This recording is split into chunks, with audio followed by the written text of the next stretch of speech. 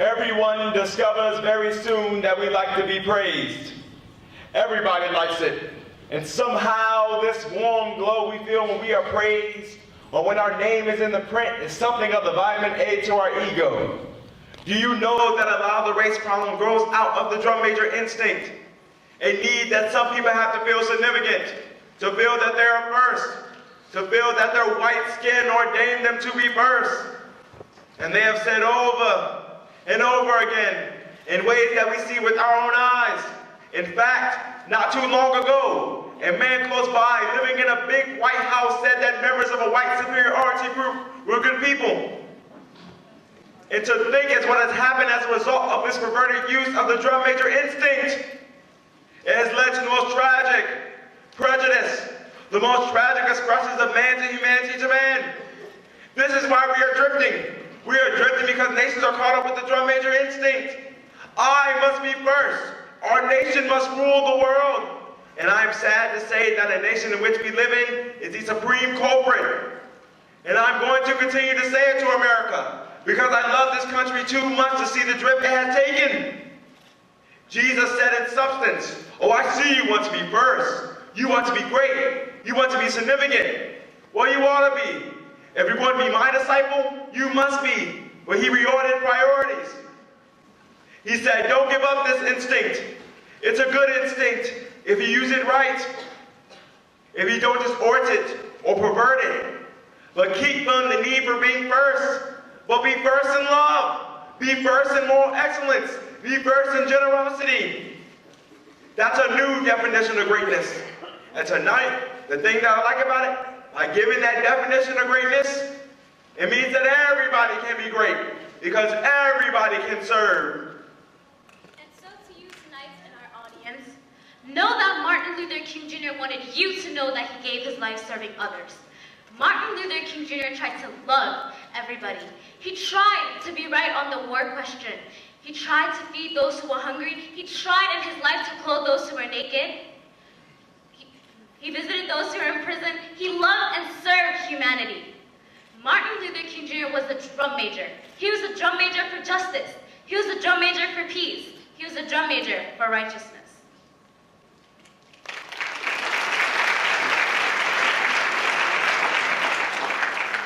And now, Sankofa. Look back, go forward. Be the drum major and get ready.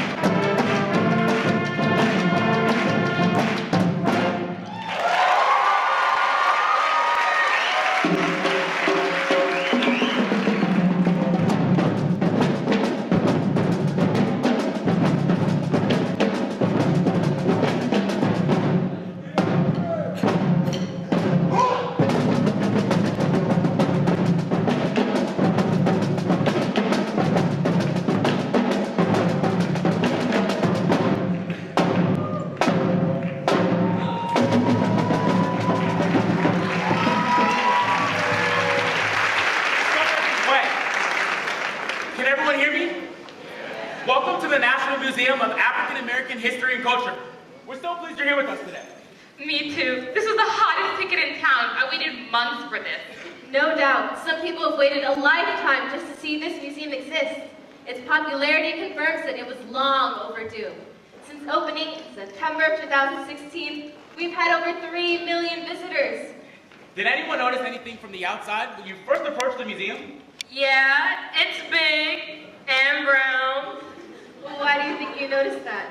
Because everything else around here is white. You're actually right, and that was no accident.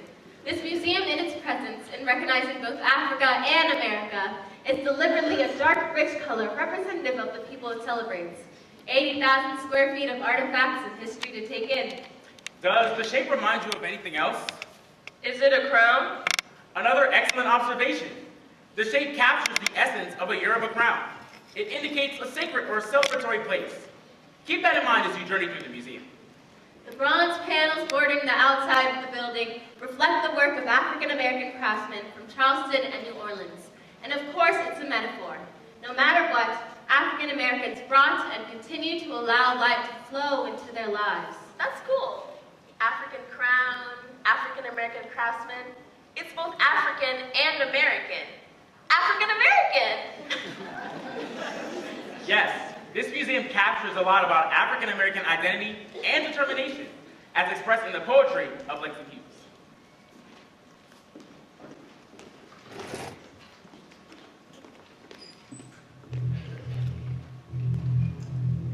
Democracy will not come today, this year, nor ever through compromise and fear. I have as much right as the other fellow has to stand on my 2 feet and own the land. I tire so of hearing people say, Let things take their course. Tomorrow is another day. I do not need my freedom when I'm dead. I cannot live on tomorrow's bread. Freedom is a strong seed. Planted in a great need. I live here too. I want freedom just as you.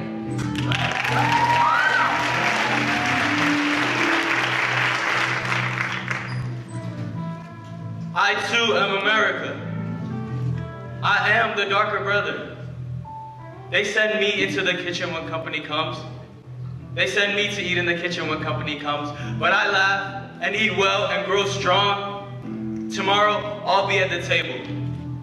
And when company comes, nobody will dare send me into the kitchen then. Instead, they'll see how beautiful I am and be ashamed. I too am America.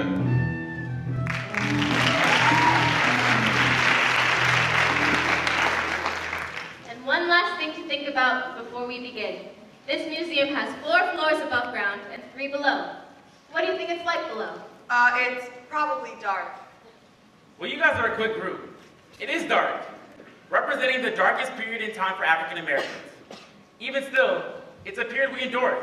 Despite many attempts to destroy our humanity and spirits, we survived. Step this way. As we make the descent, think about the complex path that Africans had to take in the birth of a nation. Most experienced a forced arrival. There were other immigrants who came here in the bottom of slave ships, worked even longer, even harder for less.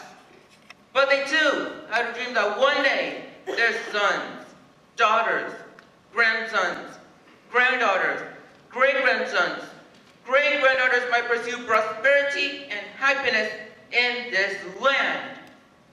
Despite the words and misinterpretations of history by some members of the Trump administration, Africans were not immigrants coming to America on slave ships seeking opportunity. They were not paid for their work, and happiness lay behind them.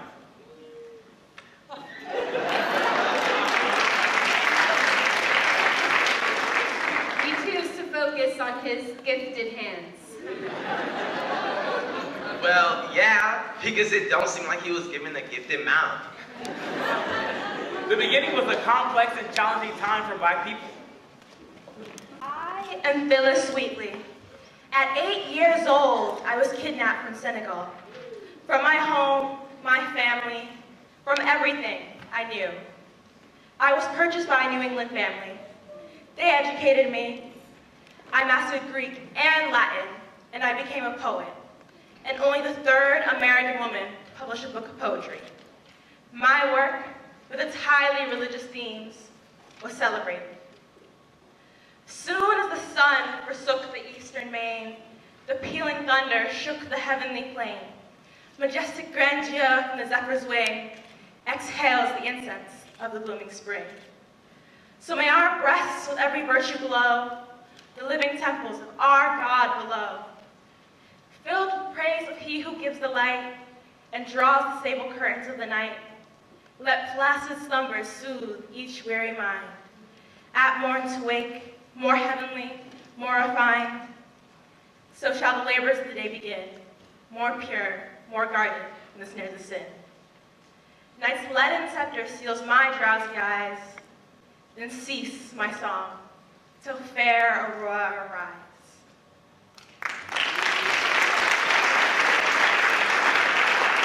What kind of things did Africans bring with them? Not much that was material. It was skill, knowledge, and abstract expression that survived.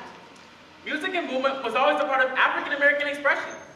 Movement that was free and expressive, always suggesting freedom of mind and spirit, even when the body was not always free.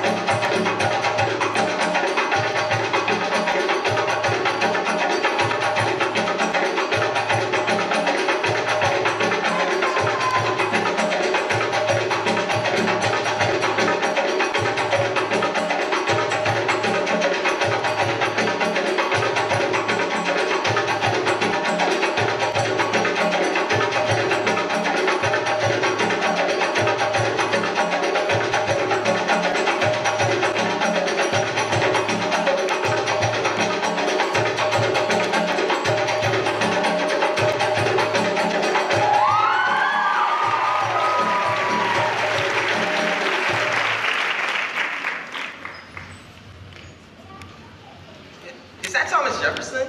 Wasn't he white? This museum is central to African Americans, yet it does include white Americans who contributed significantly to our narrative and speaks to our identity and struggles as Americans. I owned slaves. Like me, 12 of the first 18 American presidents owned slaves. I talked about liberty and freedom from tyranny, and yet I could not reconcile these lofty ideas with the current reality. In the Declaration of Independence, I said, when in the course of human events it becomes necessary for one people to dissolve the political bonds which have connected them with another, and to assume among the powers of the earth the separate and equal station to which the laws of nature and of nature's God entitle them, a decent respect to the opinions of mankind requires that they should declare the causes which impelled them to the separation. We hold these truths to be self-evident, that all men are created equal, that they are endowed with certain unalienable rights, that among these are life, liberty, and the pursuit of happiness. Sorry to interrupt. I wish that glorious document were as straightforward as that. My name is Sally Hemings. I was the half-sister of his dead wife. She was white. I was not. We shared the same father. After Thomas's wife died, he took me to Paris, though it wasn't like the Parisian vacation you might dream of today.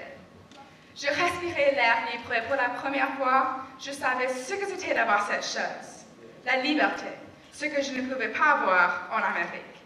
And let me tell you, I was not going to return from a place where I could be free back to the darkness of America. I had a choice, but I chose to return and be with this man on condition that I and my descendants were given our freedom. Thomas and I had 6 children. 4 survived into adulthood, and our descendants live today, having gained life and liberty because of me.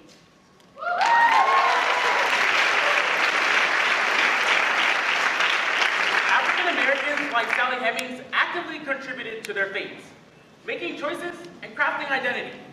Just under 2 hours away from here was a woman who defined the standard for freedom.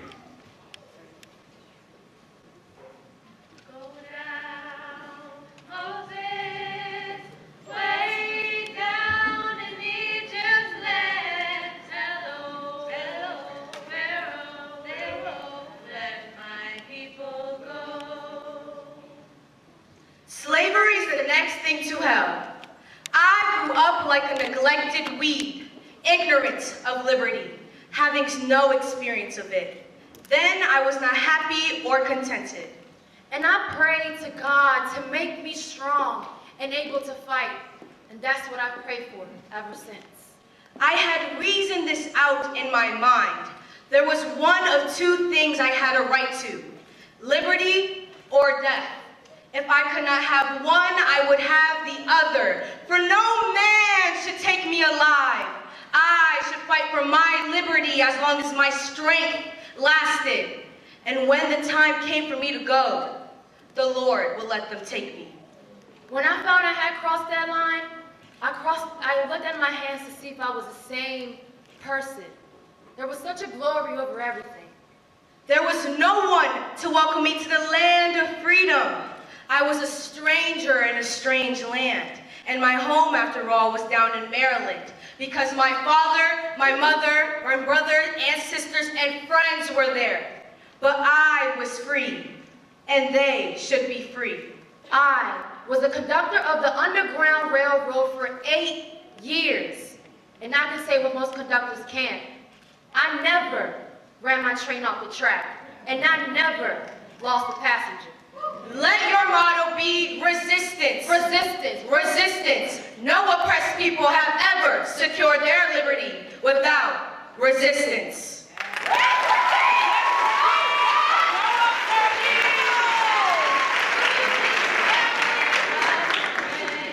Yes, every time I feel the spirit moving in my heart, I will pray. Here's a great fact. In 2020, on the 100th anniversary of women's suffrage, the new $20 bill featuring Harriet Tubman will be released. Look, y'all, this has all been great, but I'm so tired of slavery. Enough. Slavery wears me out. Can we walk a little faster? We actually have that choice. This museum has over 33,000 artifacts collected or donated. It's designed for you to go at your own pace. Well, my pace says, let's keep going. Some people like to come here for the history. They like to read, reflect, and investigate the scholarship and to experience the full narrative of the museum. Others want to see something in particular. That's me. I want civil rights. You have them, I think. With what's happening in the White House, one can't be sure. Civil rights. Right this way. As we view the civil rights exhibits, note that from the time Africans were forcibly brought here, there had always been instances of rebellion and attempts to establish autonomy and identity. But one event in history sparked the civil rights protests unlike any other. Emmett Till. What an American tragedy. Yes, Emmett Till. Due to the sacred nature, the Emmett Till exhibit is the only place in the museum where photographs are prohibited. How many of you know about Emmett Till? In 1955, I was so excited to visit my cousins in Mississippi. But Mama said Mississippi wasn't like Chicago. She said the white folks were different there, and that I had to watch myself. She didn't really want me to go, but knowing on some level, I could never understand. She always said I was spirited, curious, and courageous. She raised me to be strong, but those qualities in a black person weren't tolerated in the South. But I was 14. My whole life lay ahead of me. Hey! What are you doing?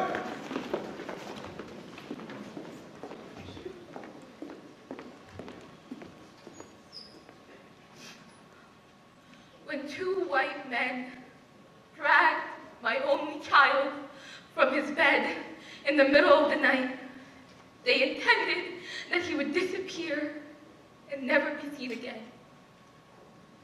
But he was seen, mutilated and disfigured. And I wanted justice.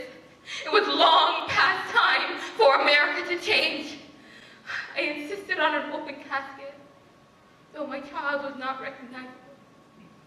But I wanted him seen. America and the world needed to see, to step from behind the shroud and into the light of truth, to stand for justice.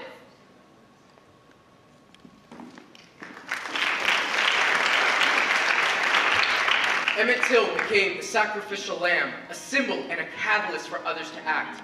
If people didn't realize we had to fight or die, Emmett Till made that clear. Oppressors could creep into your house in the dead of night, steal you from your bed with no fear of consequences, no matter how brutal and inhumane they were. People became woke because of Emmett Till.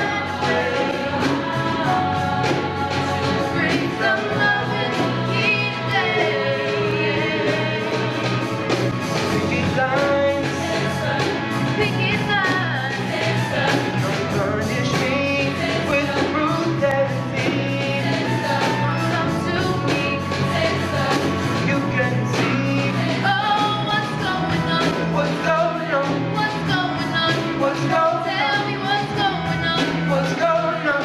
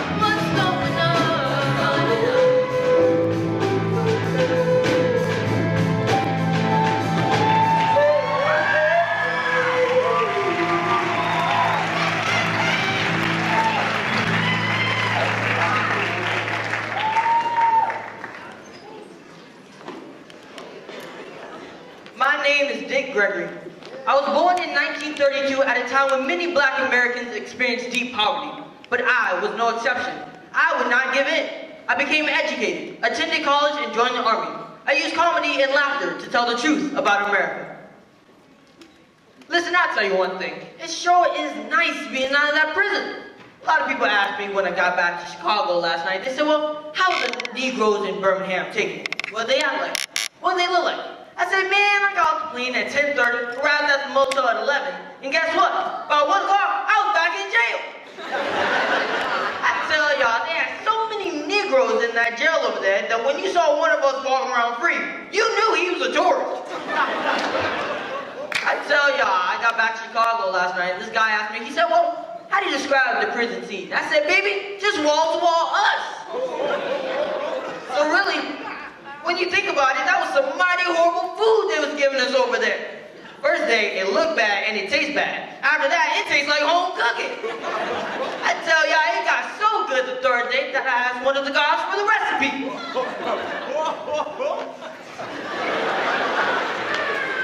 Of course, you know, I don't mind going to jail myself. I just hate to see Martin Luther King Jr. in jail, for various reasons.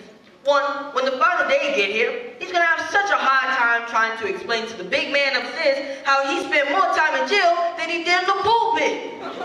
I was in Chicago and I was reading in the paper that they had him in jail on Good Friday. And I said, that's good. And I was hoping and praying that when they had checked back there on Easter morning, he would have been gone. That would have shooken up a lot of people, wouldn't it, huh? Ooh, and you know, I'm really enjoying the new Martin Luther King Jr. stamp. Just think about all them white bigots licking the backside of a black man. So really, when you stop and think about it, we're confused. Heck, I'm confused and I'm married and my wife can't cook. I tell y'all, sometimes it ain't even funny. How do you burn Kool-Aid? I just don't know. Since my wife can't cook, I went down to this local diner one day, sat down, looked at the menu. This white waitress, she came up to me and she said, I'm sorry, sir. We don't serve colored people here. And I said, well, that's great, because I don't eat colored people. You know, I just found out something that I didn't know not too long ago. You don't walk into a kid's room no more. You have to knock first. I walked into my daughter's room. She looked me in there and she said, I'm 3 years old. I've got rights. I said, what do you mean you got rights? You ain't even got a job. I said, do you realize how fortunate you are? You got a room by yourself, you got a bed by yourself. I said, do you realize when I was just 3 years old, so many of us slept in the same bed together, that if I had to go to the bathroom in the middle of the night, I had to leave a bookmark so I wouldn't lose my spot. You know, my son walked up to me not too long ago. He said, Daddy, call me an Uber. I remember I told my father the same thing. I said, Pa, if you don't give me a nickel, I'm leaving home. He said, son, I'm not going to give you 1 penny and take your brothers with you. Let me tell you a little bit more about this daughter of mine. It was about last Christmas Eve. I walked into my daughter's room. I said, it's Christmas Eve. It's 11:30. You're 3 years old. Go to bed and get ready for Santa Claus. My daughter looked at me. She said, Daddy, I don't believe in Santa Claus. I said, what? What do you mean you don't believe in Santa Claus? And I'm picking up the tab? She said, Daddy, I don't care what you're picking up. I don't believe in Santa Claus. I said, why? She said, because you know good and darn well, there ain't no white man coming into our neighborhood after dark. Thank you very much. Thank you very much. You've been a wonderful...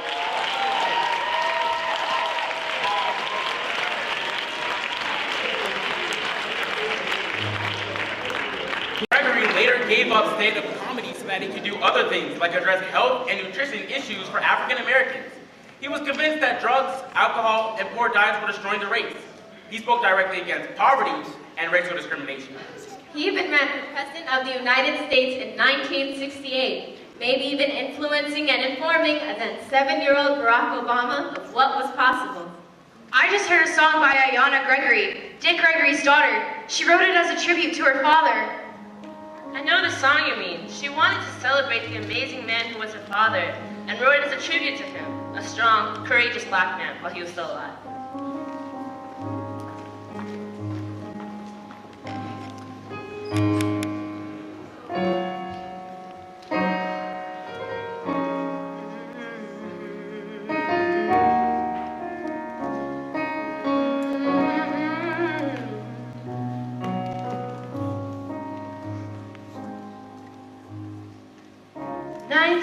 32, somehow Mama knew God had a plan for you.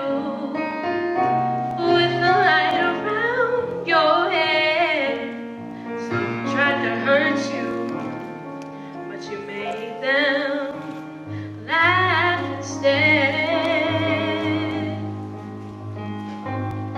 Funny man, superstar, change of plans, the movement called 10 kids and a wife, but human minds became your life. Like all the universal worlds, you belong to the world.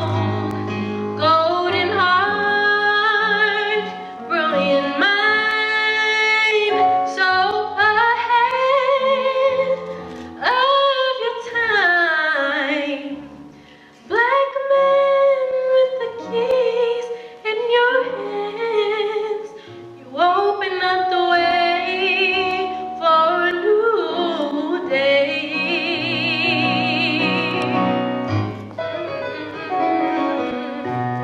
From hunger strikes to war on drugs, taking on corporate thugs. You went to jail 1,000 times, exposing white supremacy crimes. From human rights to eating right, you led the world to the light. A universal God force. Information is your power source. Fire starter, innovator, peacekeeper, magic maker, actor, author, philosopher, comedian, warrior, soul survivor, golden son, freedom fighter, chosen one, living legend, the coolest yet.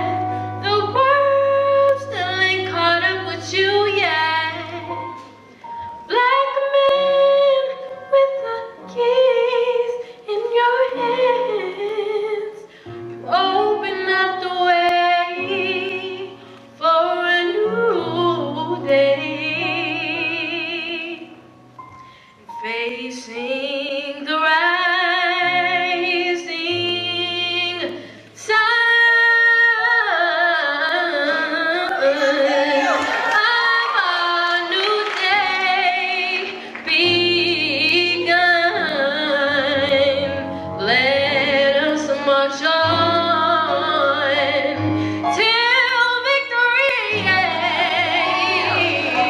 till victory is won.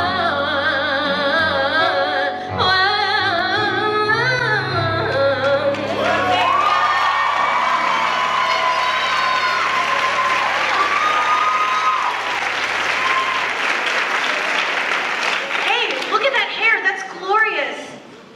That's Marsha Hunt, I think. My mom displays it as a celebration of Black beauty and natural hair. That is Marsha Hunt. That picture was taken in 1968, and people knew her face without necessarily knowing her name. She's just one of the iconic examples of African American beauty that we celebrate here in the museum. It makes me think of another poem by Langston Hughes that recognizes the range of Black beauty.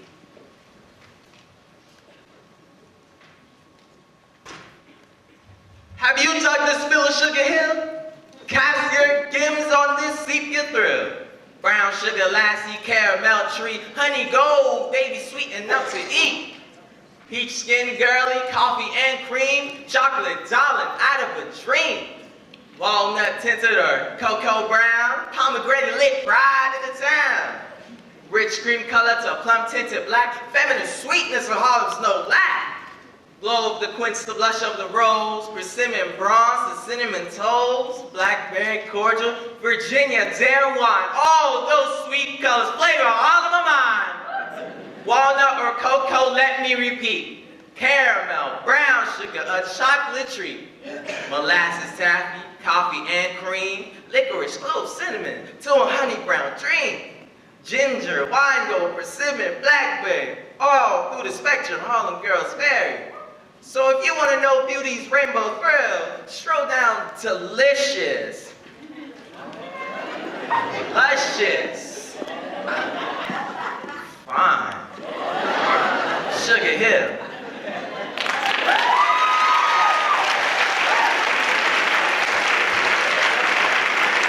What can you tell us about all the quotes we see on the walls? How are they chosen? The quotes on the walls throughout the museum give voice to all those others trying to silence.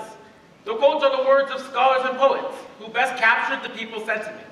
Yes, consider that the visitors who come here are embraced and surrounded by the words of wisdom of so many who have affected change. Consider all the artists who put feelings into words.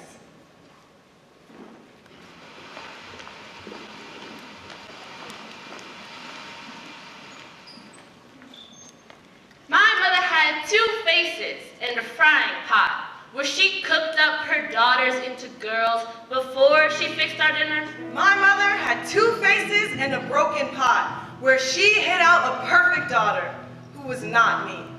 I am the sun and moon and forever hungry for her eyes. I bear 2 women upon my back. One dark and rich and hidden in the ivory hungers of the other mother. Pale as a witch, yet steady and familiar, brings me bread and terror in my sleep. Her breasts are huge, exciting anchors in the midnight storm. All this has been before in my mother's bed. Time has no sense. I have no brothers. And my sisters are cruel. Mother, I need. Mother, I need. Mother, I need your blackness now. As the August earth needs rain, I am the sun. And moon and forever hungry, the sharpened edge. Where day and night shall meet and not be one.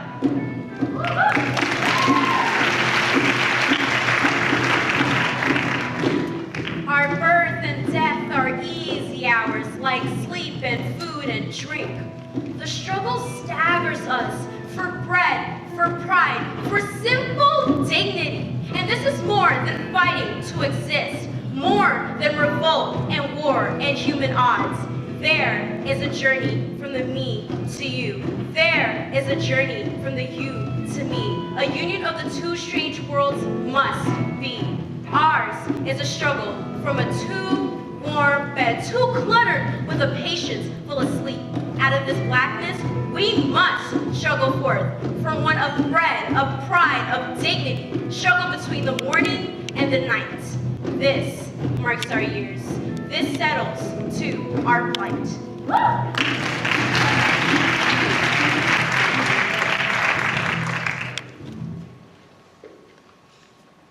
I was born in the Congo. I walked to the Fertile Crescent and built the Sphinx. I designed a pyramid so tough that a star that only glows every 100 years falls into the center, giving divine, perfect light. I am that. I sat on the throne, drinking nectar with Allah. I got hot and sent ice age to Europe to cool my thirst. My oldest daughter is Nefertiti. The tears from my birth pains created the Nile. I am a beautiful woman. I gaze on the forest and burn out the Sahara Desert. With a packet of goat's meat and a change of clothes, I crossed it in 2 hours. I am a gazelle so swift, you can't catch me. For a birthday present when he was 3, I gave my son Hannibal an elephant. He gave me Rome for Mother's Day. My strength flows ever on. My son Noah built a new ark and I stood proudly at the helm as we sailed on a soft summer day. I turned myself into myself and was Jesus. Men intoned my loving name, all praises, all praises. I am the one who would save. I sewed diamonds in my backyard. My bowels deliver uranium. The filings from my fingertips are semi-precious jewels. On a trip north, I caught a cold and blew my nose giving oil to the Arab world. I am so hip, even my errors are correct. I sailed west to reach east and had to round off the earth as I went. The hair from my head thinned and gold was laid across 3 continents. I am so perfect, so divine, so ethereal, so surreal. I cannot be comprehended except by my permission. I mean, I can fly like a bird in the sky.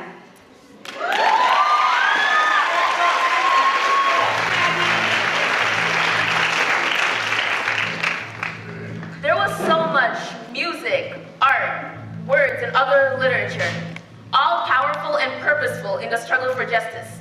It all served as a call to action.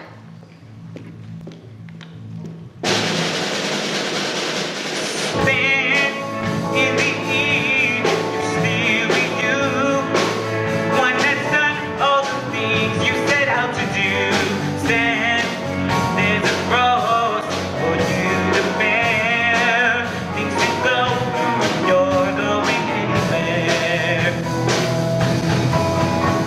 Stand for the things you know are right. It's the truth that the truth makes it so tight. Stand, all the things you want are real. You have you to complete, and there is no deal. Stand, stand. You got to stand.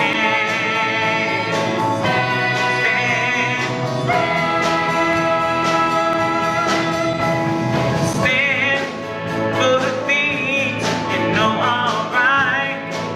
It's the truth that the truth makes it so uptight. Stand, all the things you want are real. You have you to complete, and there is no deal. Stand, stand,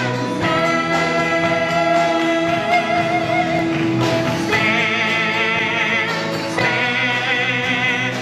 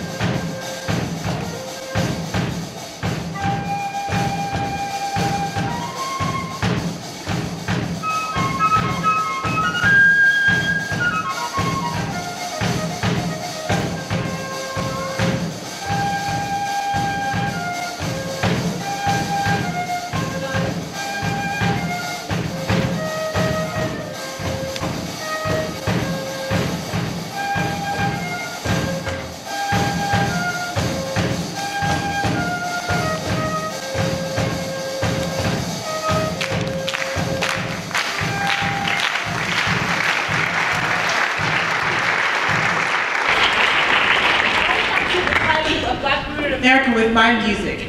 I experienced firsthand the discrimination and prejudice that America dished out. It didn't matter if I could sing, if I had perfect pitch, if I could play the piano from the time I was 2 years old. Being black in America meant that none of that mattered. I marched with Dr. Martin Luther King and said loudly, "Selma made me lose my rest," and I performed atop of donated coffins. My music shows everyone that black women wanted the same thing as anyone else, freedom and equality, and we wouldn't be silent until it came. Birds flying high, you know how I feel. Sun in the sky, you know how I feel. Breeze drifting on by, you know how I feel. It's a new dawn, it's a new day, it's a new life for me. And I'm feeling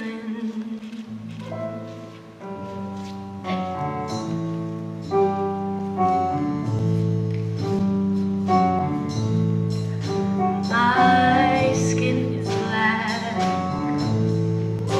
my arms are long,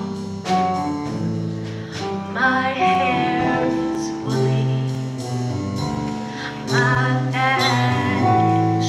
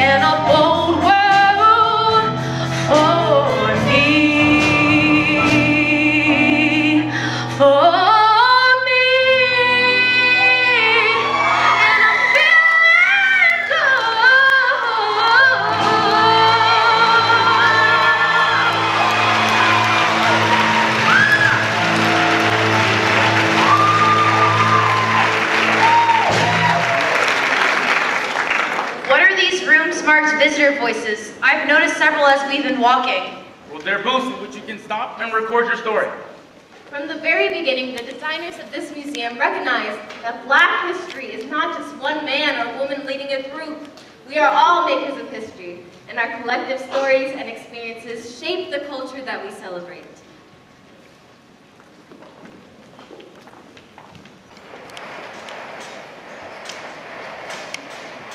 My name is Sylvia Williams. I was born March 15, 1909. My father was a roofer. When I was maybe 10 years old, I changed schools. On the way to school, we had to go through a park that was for white people only. We could walk through the park, but we couldn't stop at all, just pass through. There were swings in this park, and oh, how I so much wanted sometimes to stop and swing a little while, but we couldn't, because we were Black. Every morning, all the kids would line up according to classrooms, sing song, and say the Star Spangled Banner. Then we marched to our respective groups after this business. I decided that I wasn't going to sing the Star Spangled Banner. I just stood there and didn't sing. One of the teachers noticed that I wasn't doing it. She very quietly called me over. Why aren't you singing the Star Spangled Banner? I just don't feel like singing it. Well, then you've got to go to the principal and explain that to him. All of the children in this school take part, and you've got to do it too. Your teacher tells me you haven't been singing the Star Spangled Banner. Why don't you sing? Because it says the land of the free and the home of the brave. And this is not the land of the free. I don't know who's brave, but I'm not going to sing it anymore. Well, you've been singing it all this time, haven't you? Why stop now? And I told him about coming through the park. And if I couldn't swing on those swings in the park, if I couldn't sit in the park, and I could just walk through the park, then it couldn't be the land of the free. Who's free? Then he said, You could pledge allegiance to your flag. I said, it's not my flag. The flag is for freedom. And if the land is free and the flag is mine, then how come I can't be like the white kids?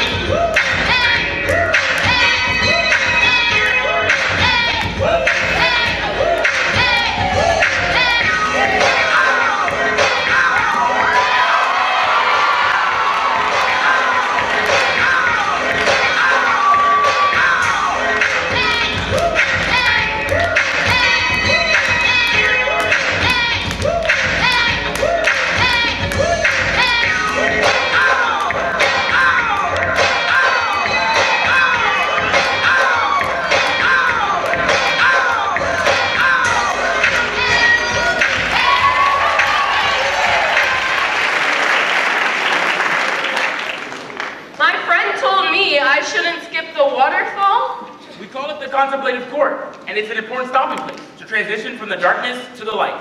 It's a place to reflect on the struggles and the losses, as well as the survival and triumphs of African Americans. I get it. It's a place where we can remember the names of the people who acted on our behalf in the struggle for justice and equality. Martin Luther King Jr. Ida B. Wells. Langston Hughes. Alice Walker. Barack Obama. Zora Neale Hurston. Thurgood Marshall. Maya Angelou. Angela Davis. Michelle Obama. Malcolm X. Maxine Waters.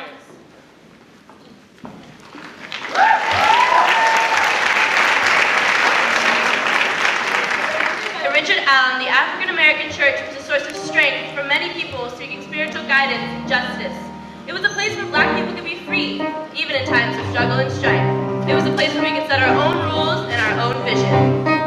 and music that allowed us to lift up our voices and sing with call and response, rhythm and repetition that represents the ideas of freedom and self-determination better than any other aspect of the Black church.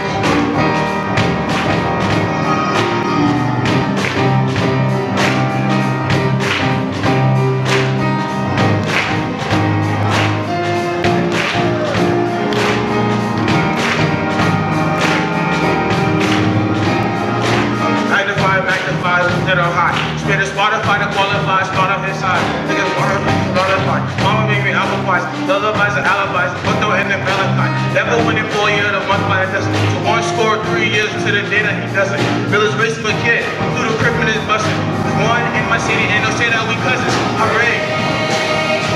How great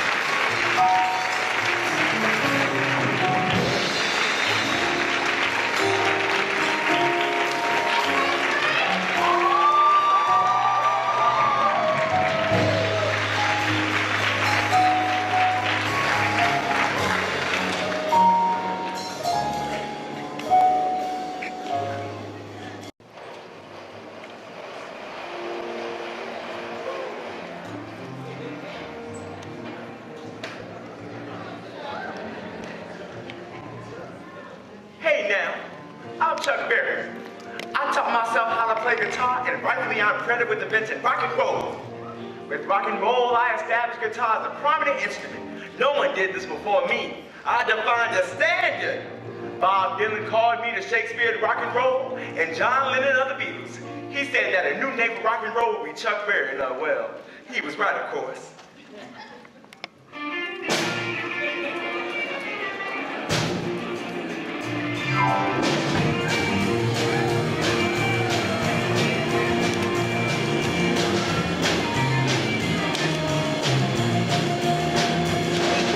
Way down in Louisiana, close to New Orleans. Way back up in the woods among the evergreens. There's still a long cabin made of earth and wood.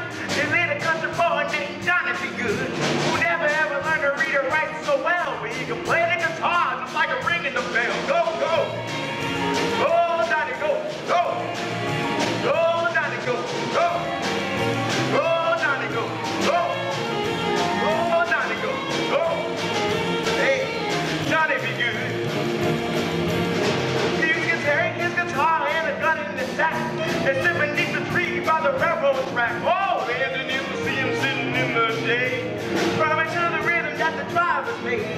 People passing by, they would stop and say, oh, wow, look at that little country boy can play. Go, go! Go, Johnny, go! Go! Go, Johnny, go! Go! Go, Johnny, go! Go! Go, Johnny, go! Go! Johnny be good.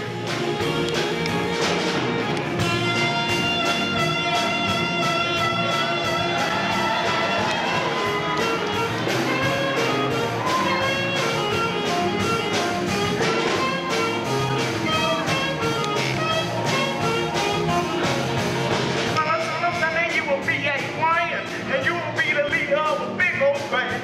Many people coming from miles around. They hear you play your music till the sun go down. Maybe someday your leg will be in the light saying, Johnny be good tonight. Go, go, go, Johnny, go. Go, go, go, Johnny, go. Go, go, go, Johnny, go. Go, go, go, Johnny, go. Go. Johnny be good.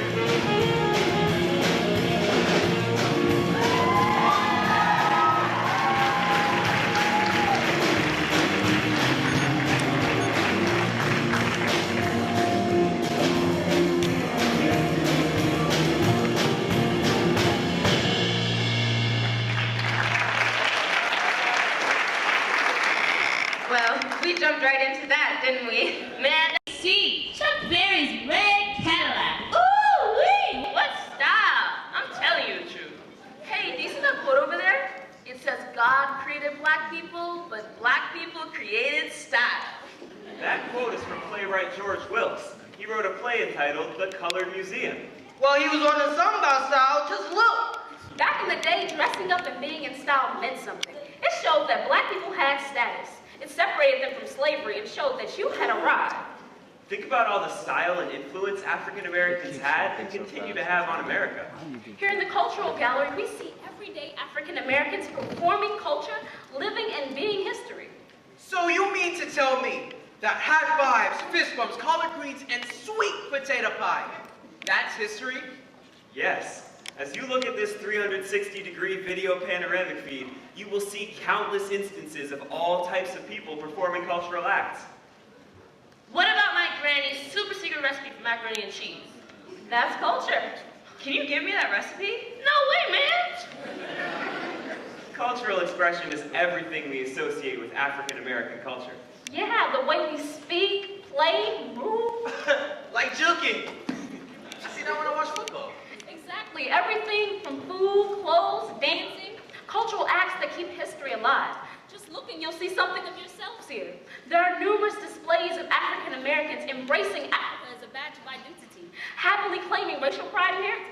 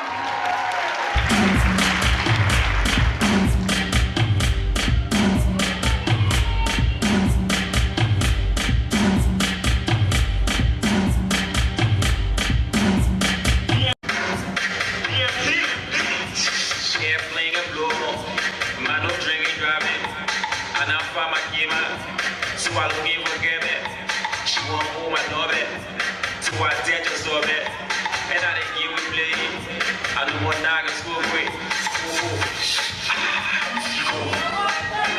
Baby. You want to move? Baby. You want to move? So fit. One for Nasiko. Baby. You want to move?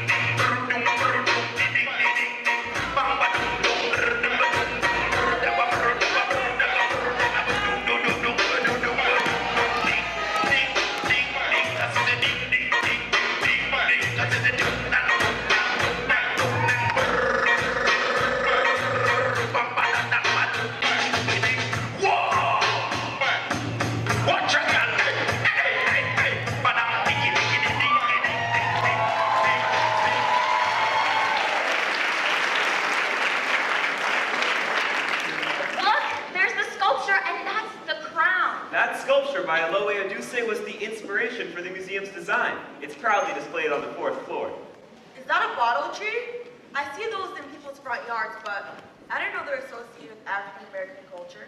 Bottle trees use empty bottles to capture and contain bad spirits. It's not just art. Black people have been putting bottles on trees in their yards as a practical matter. If you look at the one leaf on that sculpture, you will see the initials JCA for James Craig Anderson, a black man who was murdered by angry white teenagers because of his race and sexual orientation. I remember that. Anderson was won over. It was deemed a hate crime. By carving Anderson's initials onto that leaf, the artist is reminding us that the tree contains bad spirits and is ultimately about healing and protection. And no matter how far we've come, the artistic expression of African Americans, including sculpture and poetry, remind us of the issues and struggles Black people continue to face today.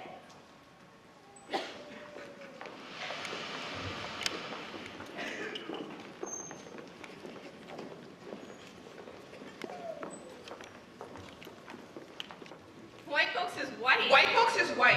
A platitude, I sneer. And then I tell him so is milk, and so is the froth upon his beer. His heart walled up with bitterness.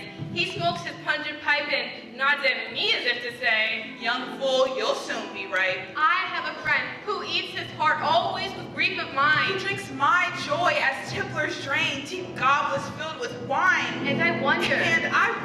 Why here at his side. Why here at his side. Face in the grass with him. In the grass with him. My mind should stray the Grecian urn. My mind should stray the Grecian urn. To muse on Uncle Jim. To muse on Uncle Jim. To muse on Uncle Jim.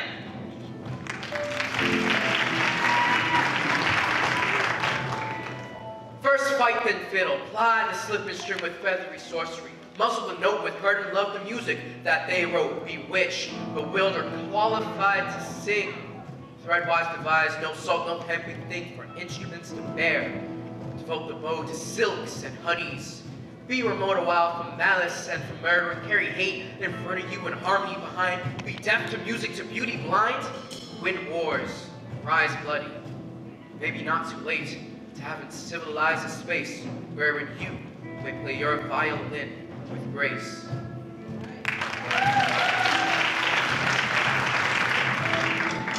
Hi, yellow black girl, walking like the sun you be. Move on even higher.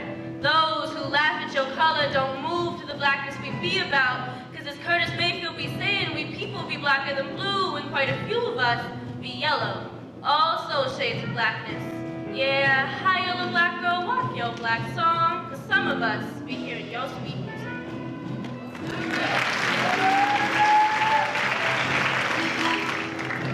Your body, hard bells in a soft dress, is still. What you can't know is after you died, all the black poets in New York City took a deep breath and breathed breathed you out. The dark corner of small clubs, the silence you left twitching. On the floor of the gigs, you turned your back on the balled up fist, flung angry from a keyboard. And you won't be able to hear us. Try to etch what rolls off your eyes from your throat. Out you bleed. Not as sweet or sweaty. Through our dark fingertips, we drum rest. We drum thank you. We drum stay.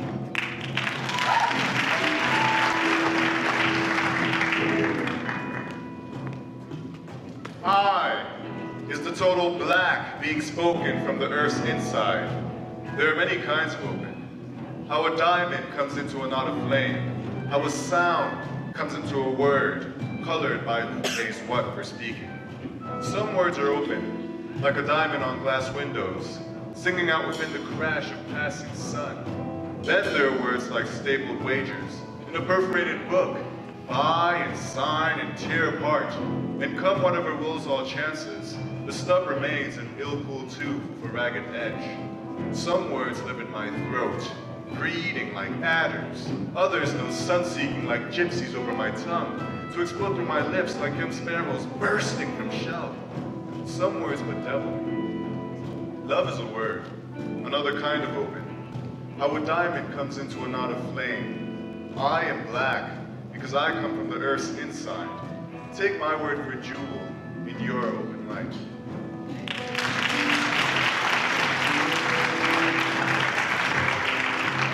I love you because the earth turns round the sun, because the north wind blows north sometimes, because the Pope is Catholic and most rabbis Jewish, because the winters flow into springs and the air clears after a storm, because only my love for you, despite the charms of gravity, keeps me from falling off this earth and into another dimension. I love you because it is the natural order of things. I love you like the habit I picked up in college of sleeping through lectures or saying I'm sorry when I get stopped for speeding. Because I drink a glass of water in the morning and chain smoke cigarettes all through the day. Because you keep my feet warm though my life a mess. I love you because I don't want it any other way. I love you because I am afraid of the dark and can't sleep in the light. Because I rub my eyes when I wake up in the morning and find you there. Because you, with all your magic powers, were determined that I should love you because there was nothing for you but that I would love you. I love you because you made me want to love you more than I love my privacy, my freedom, my commitments, and responsibilities. I love you because I changed my life to love you because you saw me one Friday afternoon and decided that I would love you. I love you, I love you, I love you.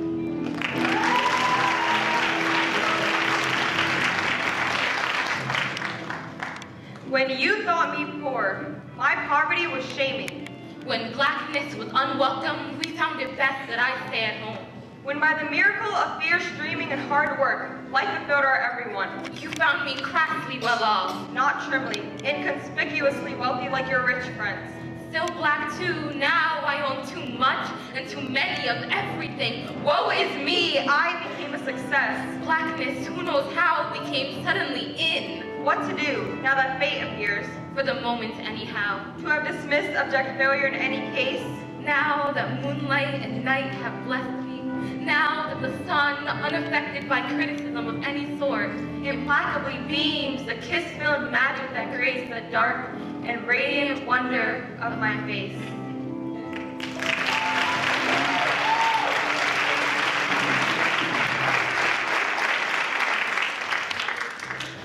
Musical artists like Stevie Wonder incorporated important messages into their music to inform and inspire people to continue the battle against racism and prejudice in America while still maintaining the positive and energetic light that African Americans have always maintained throughout many challenges.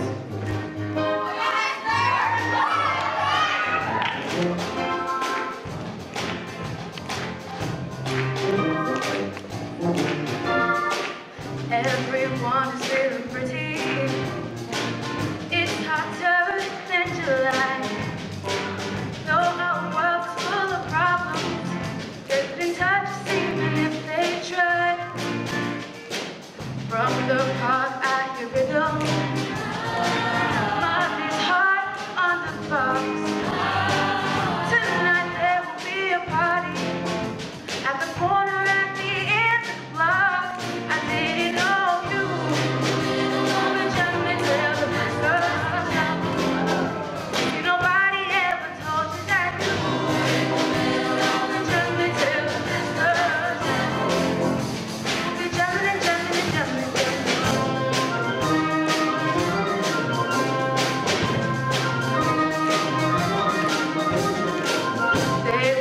us to join the body.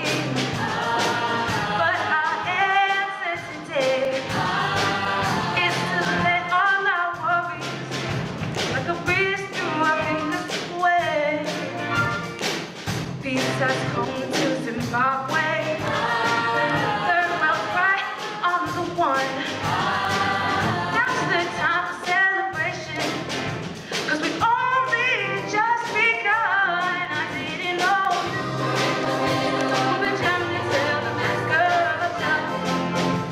Nobody ever told you that you've been jamming till the mask of time. Nobody ever told you that you've been jamming till the mask of time. Nobody ever told you that you've been jamming till the mask of time. Be jamming, jamming, jamming, jamming.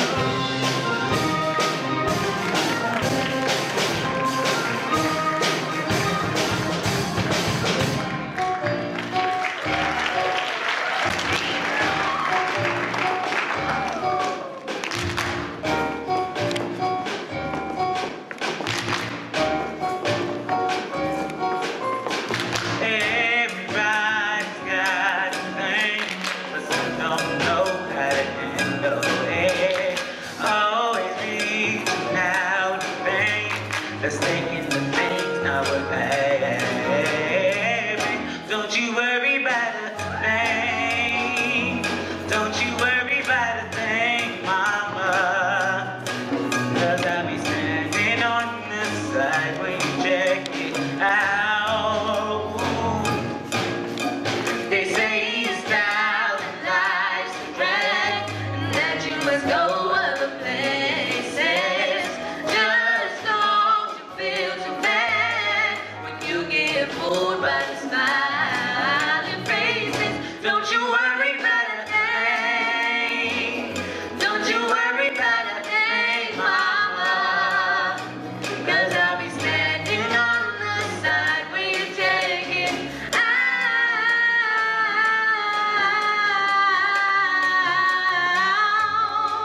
When you get off your trip, don't you worry about a thing.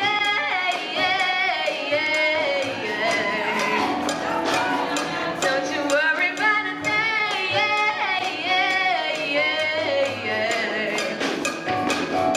Come on! Everybody needs a change to shake out the new. You're the only one to see the changes you take yourself through. Don't you worry about a thing. Don't you worry about a thing, mama. 'Cause I'll be standing on the side when you take it out.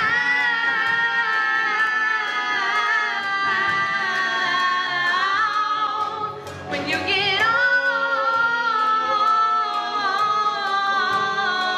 your trip, don't you worry about a thing. Don't you worry about a thing. Don't you worry. Don't you worry. Don't you worry, don't you worry about a thing. Don't you worry about a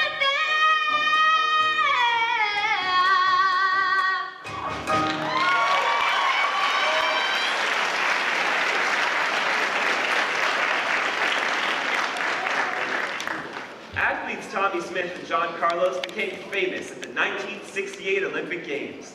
They won the 200-meter race with world record time. Before taking a knee was a sign of protest, these two black athletes displayed the power fist in protest as a sign of discontent. Standing with these statues is one of the favorite poses people like to do here in the museum. Smith and Carlos raised the black power fist during the national anthem. Both of them were shoeless and took the podium in black socks to represent black poverty. They only have on one glove.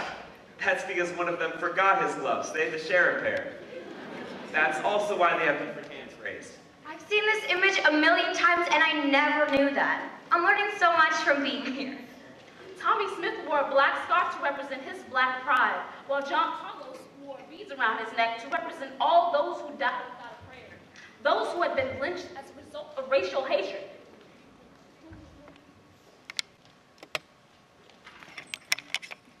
Can you see the pride in the panther as he grows in splendor and grace, toppling obstacles placed in the way of the progression of his race? Can you see the pride in the panther as she nurtures her young all alone? The seed must grow regardless, but in fact it's planted in stone. Can you see the pride in the panther as they unify as one? The flowers bloom with brilliance and outshines the rays of the sun.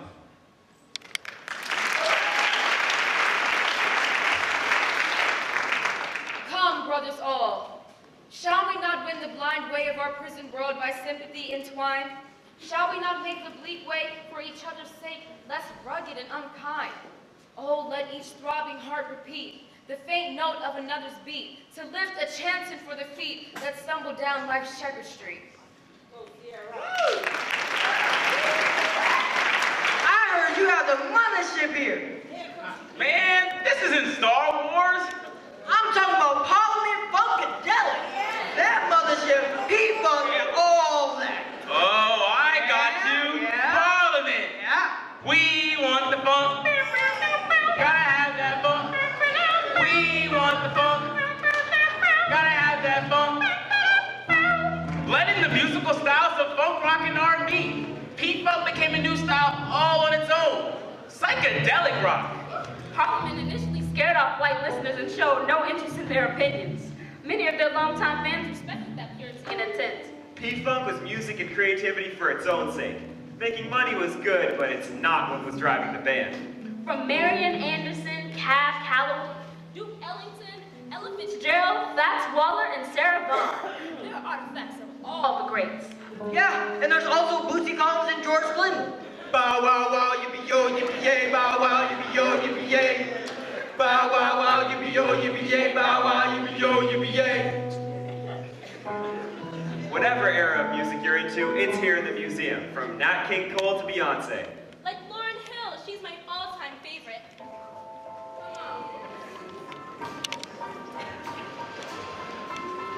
Yo, remember back on the boogie when cats used to harmonize like? Women, don't forget about the dame. This is not the most decaying. It's about a name, yeah. If you feel real good, wave your hands in the air and lay 2 shots in the atmosphere. Yeah, yeah, yeah, yeah. Yeah, yeah, yeah, yeah. Yeah, yeah, yeah. In 3 weeks, you've been Looking for your friend. When you let it in, he never Called called you again. Remember when he told you he was about to finish it? You act like you ain't here thinking. With my little friend. How you think you really gonna pretend? Like you wasn't down when you called him again? Plus, man, you gave it up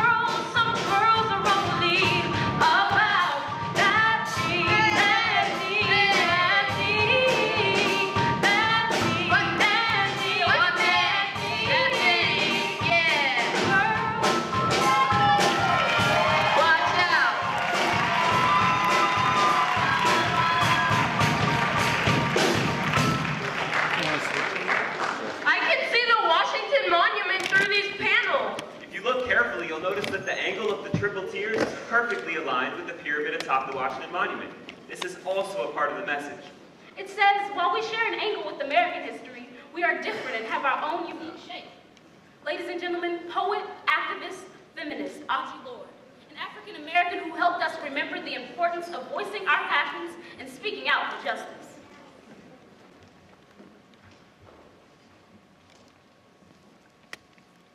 I was going to die, if not sooner, then later, whether or not I had ever spoken myself. My silence had not protected me. Your silence will not protect you.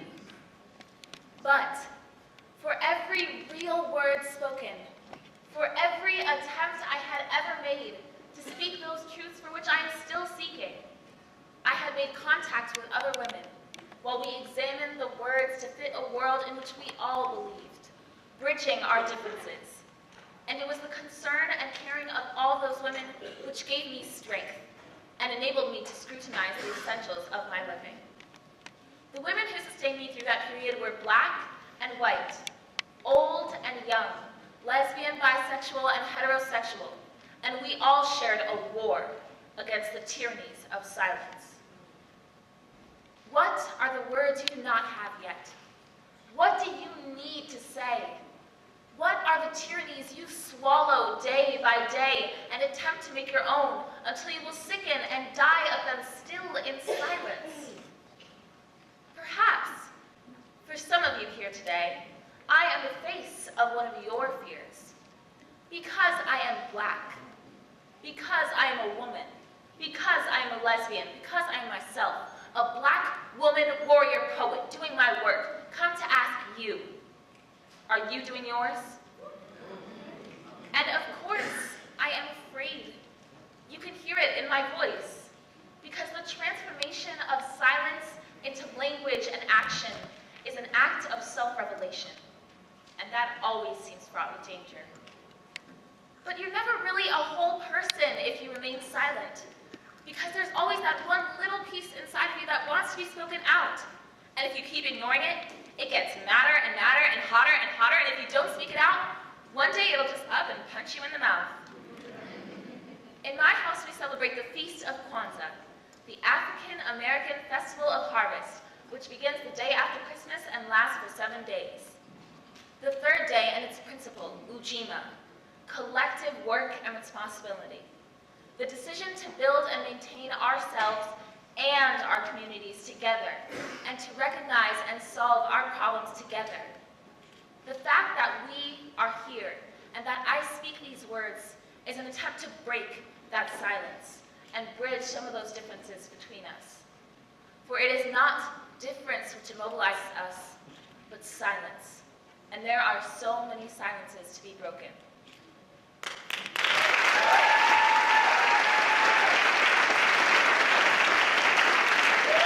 Oh my God, I see an outfit from Soul Train. It used to come on every Saturday morning. Sure did. You got to be dressed fly and stylish to be on that show, and you got to dance on TV. Soul Train started in Chicago and was created by disc jockey Don Cornelius. At first, it was modeled after American Bandstand, but soon it developed its own flavor. Don Cornelius said things like, "It's the hippest trip in America," and always closed the show by wishing the audience love, peace, and soul! And you can always hear about Afro Chic in the Afro Chic Club. I wish I had one of those now.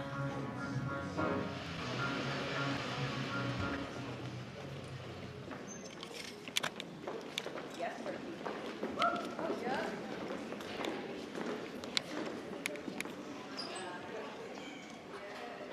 Oh, how I wanted to be a dancer. Oh, how I wanted to be a dancer. Those early Saturday mornings in the living room, neglecting chores to gape at the whirling people on our television. The shapely and self-knowing brown-skinned women who dare stare straight at the camera. The men, strong, athletically gifted as they leaped and landed in full splits. No Black people I knew lived like this. Dressed in sequins, makeup. Men's hair slicked back like 40s gangsters. Women in skin-tight, merciless spandex, daring heels higher than I could imagine walking in. much less dancing. And that dancing? And that dancing. Full of sex, swagger, life, a communal right for everyone to arch, sway, shimmy, and shimmy. Hands over head in celebration, bodies moving to their own influences. Live, under music pumping from studio speakers, beneath the neon letters is spelled out, Soul Train, the hippest trip in America. I tried to dance, to keep up moving like the figures on the screen, hoping the rhythm could hit me in that same hard way, with that same mission of shake and groove. Leaving my dust rag behind, ignoring the furniture and the polish to step and turn as they did. My approximation nowhere near as clever or seductive. Faking it as best as I knew how, shaking my 12-year-old self as if something deep depended on the right move, the righteous step, the insistent groove I followed, yearning to get it right, to move like those dancers. Blessed by funk, touched with rhythm, confident in their motions closed, their spinning and experienced bodies. At least, that's how we felt, didn't you?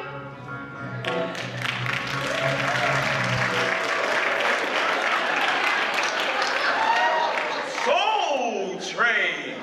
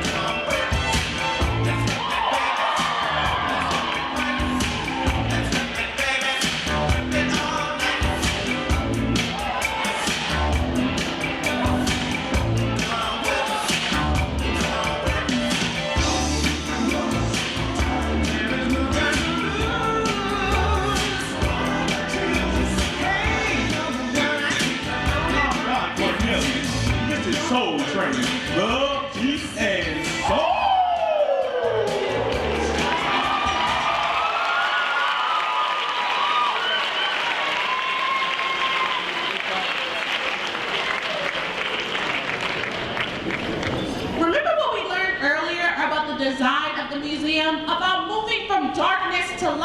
moving upwards in a great migration towards the light.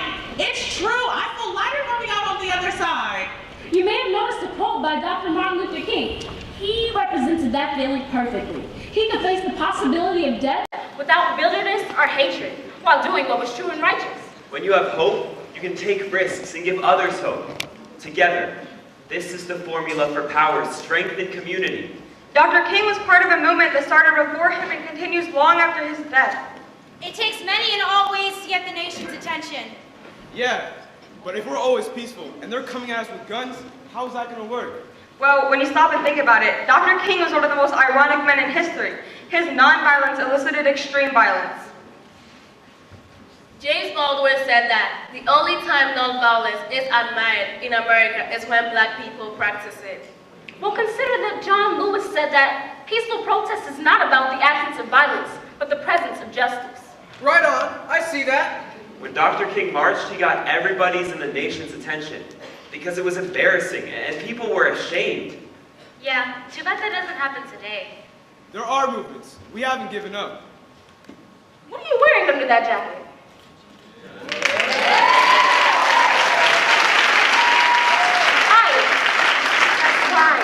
Remember, there's always something, some movement happening. How it functions, it must be unified and cohesive in order to make change. United we stand. Individuals like Dr. King, Malcolm X, Angela Davis, Fannie Lou Hamer, John Lewis, and Barack Obama may have been a force to mobilize people. But in the end, it will take the entire community to battle institutional racism.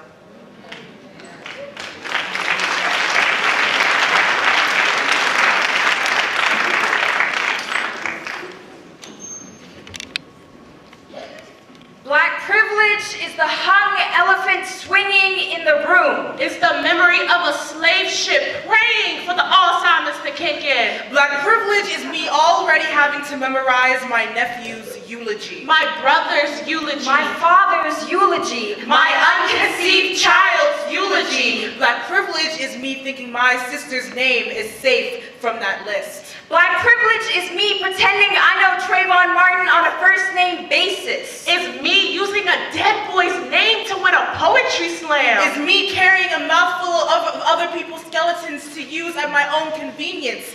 Black privilege is the concrete that holds my breath better than my lungs do. Black privilege is always having to be the strong one. It's having a crowbar for a spine. It's fighting even when you have no more blood to give.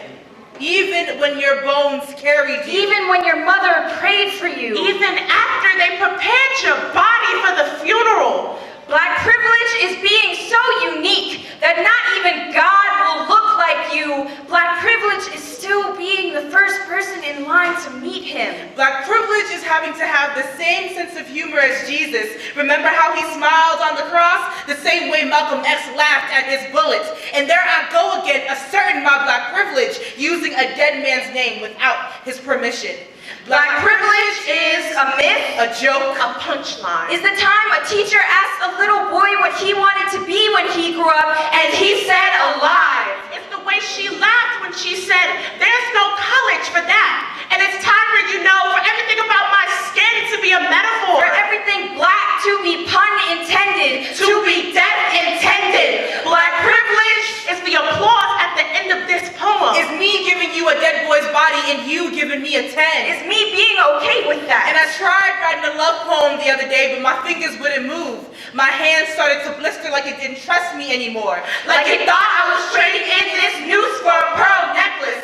Some days I'm afraid to look into the mirror for fear that a bullet George Zimmerman its way into my chest while I was asleep. This breath in my mouth is weapon enough to scare a courtroom. I'll be lucky if I'm alive to make it to the stand. For some people, their trials live longer than they do. Black privilege is knowing that if we died, at least Al Sharpton will come to my funeral. At least Al Sharpton will mason jar my mother's tears. Reminding us that the only thing we are worthy of is our death. We are judged by the number of people it takes to carry our caskets. Black privilege is me thinking that's enough. It's me thinking that this poem is enough. Black privilege is this. Is this breath in my mouth right now? Is me standing right here with a crowd full of witnesses to my heartbeat.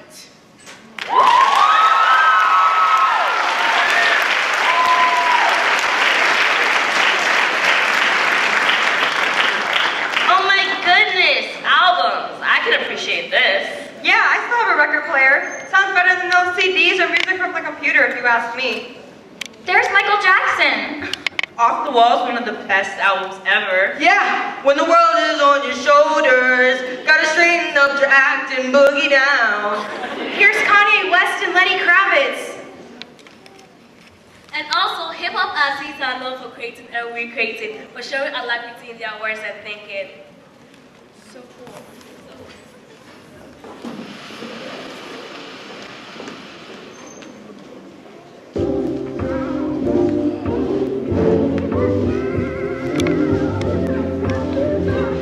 Ready for this? I'm ready. Yeah. Oh. Look.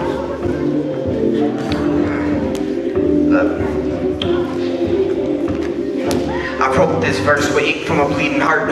All I see is dark. We moving farther back than what Rosa Parks was told to be. I used to think it would improve, but now an older me knows the difference between how it is and how it's really supposed to be. Like this ain't no equality, brother. In America, you white, you other. I bumped at her, and all my life I knew the goal would be flooded. Even the mountaintop is stone the summer. Out of winter was coming. Sometimes I wonder what the world's come to. Will anybody in this world come through? Seems like nobody lets the light shine through. We shouldn't fight one another, should unite our youth. We're all divided like a knife cut through. Another pipeline, leaking through the lifeline. Tiki torch disciples on the front lines. Sometimes I think our president's too busy with his lunchtime. Commander-in-chief of 140 character punchlines. Really, I don't want to talk about it ever again. I'd rather look away, ignore it till it comes to an end. But it's not, we gotta fight and put an end to the trend of being mere bystanders when there's rights to defend. Finna fight with my friends, whether I fight with my hands or if I write it in pen. And to every black man serving life in the pen, just remember Tubman, there's a light at the end. Okay, why are y'all bitter, man? Why are y'all mad? It's 2018, my boy's getting that cash. I know lately things have been looking real bad, but don't fret, don't worry, cause bad times will pass like, hey. My blessings flowing in like a damn broke, hey. Got my light shining like a lamppost, hey. Family's eating good like it's banjos, hey. Shout out to all those who paved the way, cause damn they were brave. If it weren't for that, we wouldn't be on this stage. There's a handful of things that we still need to do. I'm dreaming like Martin to awaken the youth, all true. I'm never lying on the beat. Attitude like Rosa Parks, I ain't giving up my seat. I ain't living to retreat. I'm just living for improvement. My people coming up, I suggest y'all join the movement. Pave the way to what? Another martyr departed. Oscar Chamber, Tanisha, Michael Essel and Garner. You get convictions and charges, no matter how hardened or hummus, cause nowadays we walk around with a target of melanin hue. I mean, the kid's got a point, he's telling the truth. I can't say I don't agree with him too, but think about it, this the message we gon' lead to the youth? You ain't seeing my view. No, I do, but you acting like we haven't improved. Consider this, dude, we still putting Tubman on the money. Kanye West and Oprah gon' be running 2020, and Bobby isn't free, but we can still hit this money. We got brothers dying in the streets. Why you think all of our people always running from police? Watching history repeat, fortifying my beliefs, and I ain't even really woke. Y'all just both acting asleep. I'm not sleeping, I'm just living the dream. I mean, we all agree and saying different things. We're in the same play, doing different scenes. We're in the same league, just on different teams. Oh, you're right, it ain't perfect. Always improving, and if I'm stuck in the past, then I can't stick with the movement. And if we get too relaxed, then what we have, we can lose it. We look back, go forward, that's the only solution. Sankofa!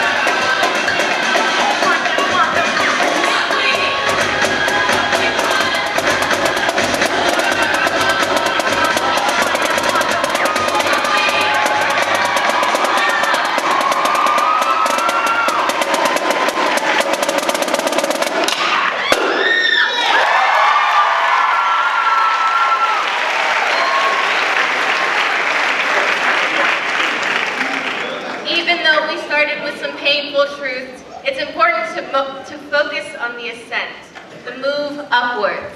The museum may contain events that remind us of the pain and suffering of African Americans, but there has always been the capacity to laugh, find joy, celebrate. But here is not just about loss and horror, it's also about love and hope.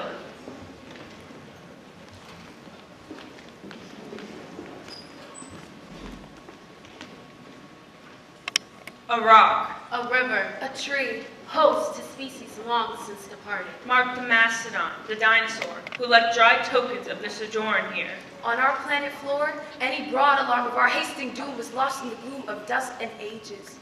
But today, the rock cries out to us, clearly, forcefully. Come, you may stand upon my back and face your distant destiny. But seek no haven in my shadow. I will give you no hiding place down here. You, created only a little lower than the angels, have crouched too long in the bruising darkness, have lain too long, face down in ignorance, your mouth spilling words, armed for slaughter. The rock cries out to us today. You may stand upon me, but do not hide your face.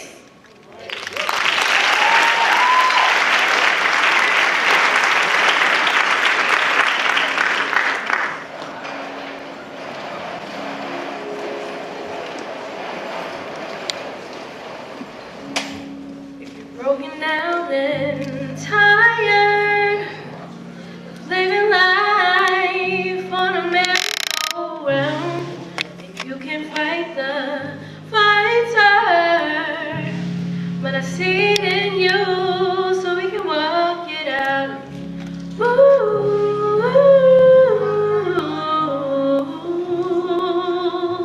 Mountains, we can walk it out.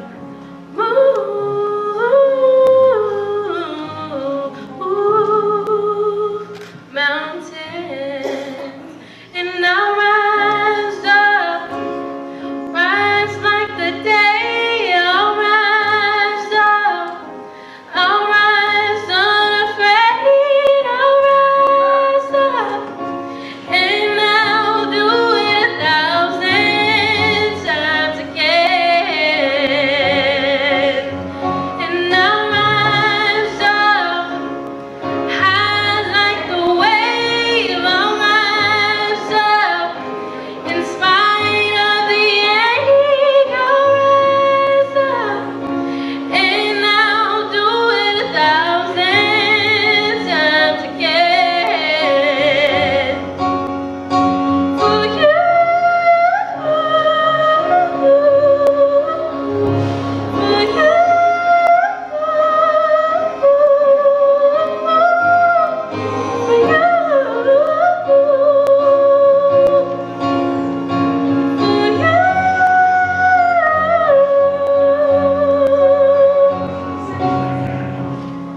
The silence isn't quiet, and it feels like it's getting hard to breathe. And I know you feel like dying, but I promise we'll take the world to its feet and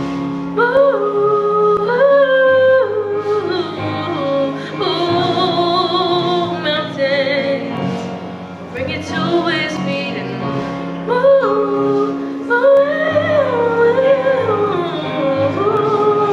mountains. And I'll rise up, rise like the day.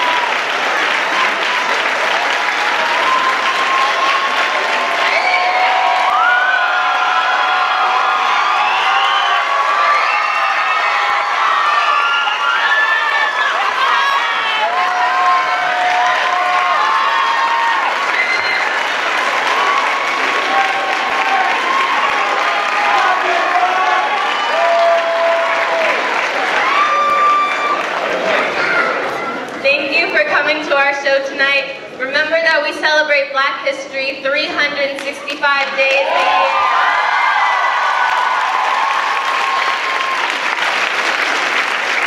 Please stand and join us as we sing the Black National Anthem. The lyrics are in your pamphlet.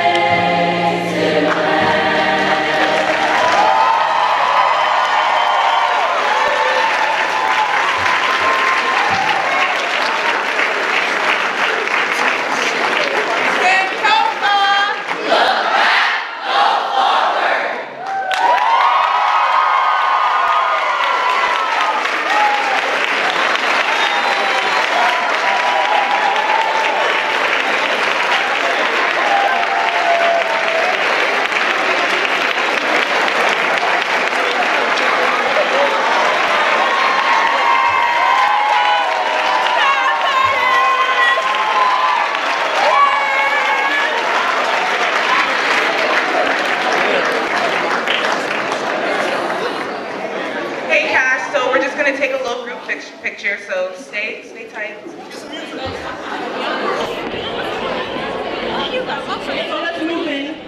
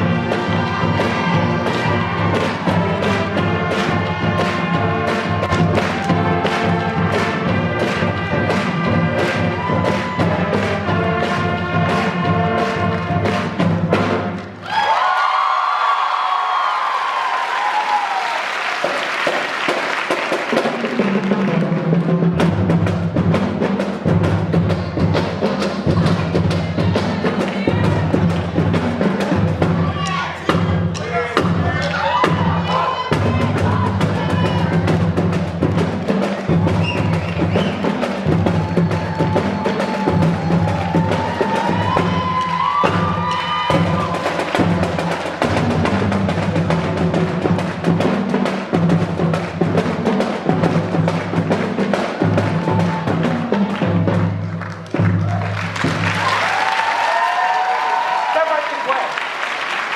Can everyone hear me? Yeah. Welcome to the National Museum of African American History and Culture. We're so pleased you're here with us today. Me too. This was the hottest ticket in town. I waited months for this. No doubt, some people have waited a lifetime just to see this museum exist. Its popularity confirms that it was long overdue. Since opening in September 2016, we've had over 3 million visitors. Did anyone notice anything from the outside when you first approached the museum? Yeah, it's big and brown. Oh, why do you think you noticed that? Because everything else around here is white. You're actually right, and that was no accident. This museum and its presence in recognizing both Africa and America is deliberately a dark, rich color, representative of the people it celebrates. 80,000 square feet of artifacts and history to take in. Does the shape remind you of anything else? Is it a crown? Another excellent observation. The shape captures the essence of a Yoruba crown. It indicates a sacred or celebratory place. Keep that in mind as you journey through the museum. The bronze panels bordering the outside of the building, allowing light to penetrate into the interior, reflect the work of African American craftsmen from Charleston and New Orleans. And of course, it's a metaphor. No matter what, African Americans brought and continue to allow light to flow into their lives. That's cool. African crown, African American craftsman. It's both African and American. African American. Yes. This museum captures a lot about African American identity and determination, as expressed in the poetry of Langston Hughes.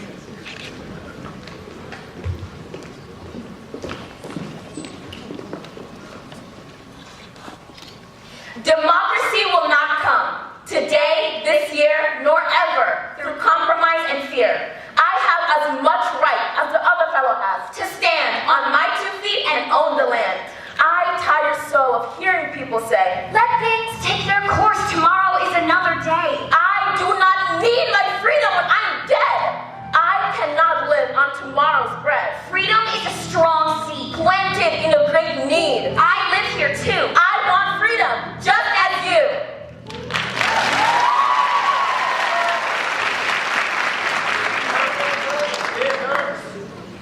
I too sing America.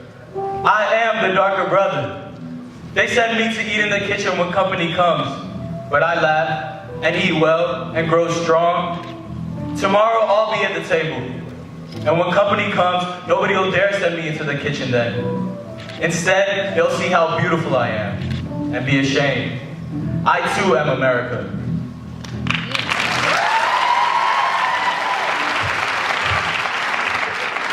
And one last thing to think about before we begin. This museum has 4 floors above ground and 3 below. What do you think it's like below? It's probably dark. Well, you guys are a quick group. It is dark, representing the darkest period in time for African Americans. Even still, it's a period we endured. Despite many attempts to destroy our humanity and spirits, we survived. Step this way. As we make the descent, think about the complex path that Africans had to navigate in the birth of a nation. Most experience, of course, arises. There were other immigrants who came here in the bottom of slave ships, worked even longer, even harder for less. But they too had a dream that one day, their sons, daughters, grandsons, granddaughters, great-grandsons, great-granddaughters might pursue prosperity and happiness in this land. Despite the words and misinterpretations of history by some members of the Trump administration, Africans were not immigrants coming to America on slave ships seeking opportunity. They were not paid for their work, and happiness lay behind them. We choose to focus on his gifted hands.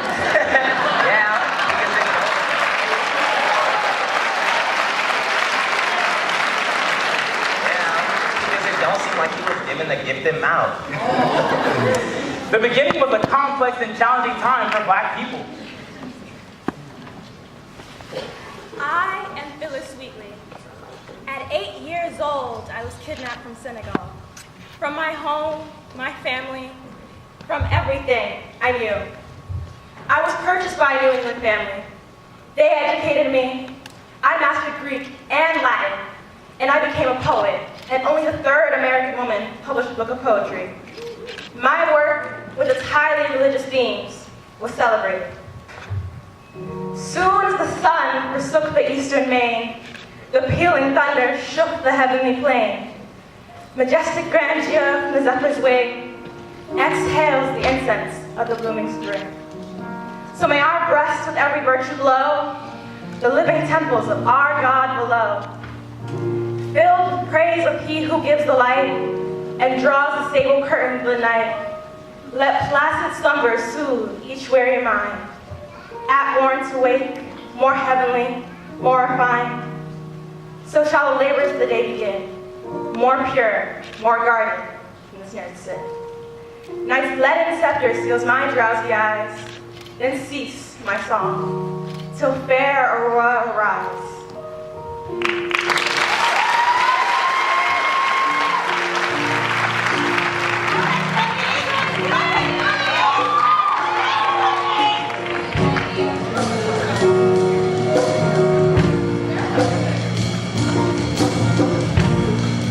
I'll make it alone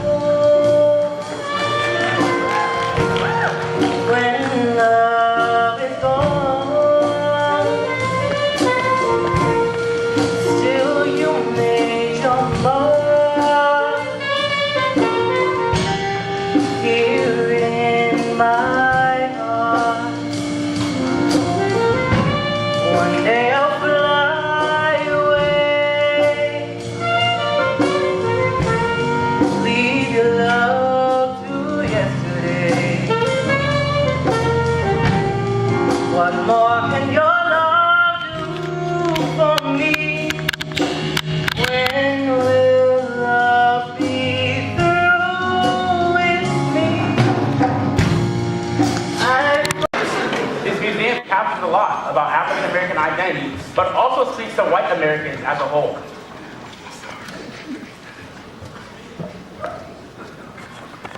I owned slaves.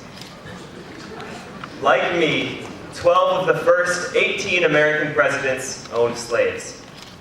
I talked about liberty and freedom from tyranny, and yet I could not reconcile these lofty ideas with the current reality. In the Declaration of Independence, I said, when in the course of human events, it becomes necessary for one people to dissolve the political bonds which have connected them with another, and to assume among the powers of the earth the separate and equal station to which the laws of nature and of nature's God entitle them. A decent respect to the opinions of mankind requires that they should declare the causes which impelled them to the separation.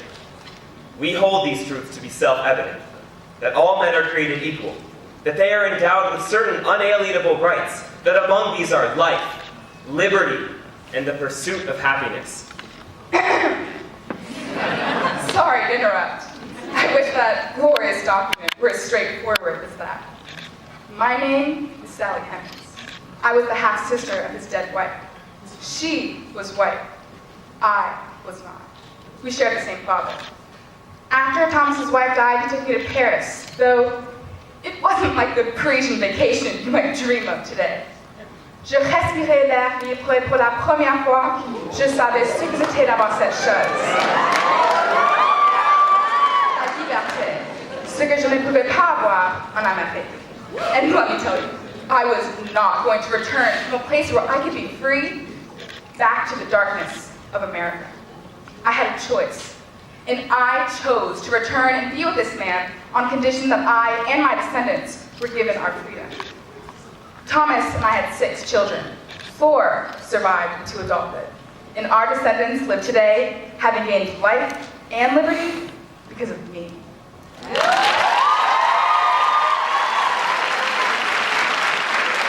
African Americans like Sally Hemings actively contributed to their fates, making choices and crafting identity. Just under 2 hours away from here was a woman who defined the standard for freedom.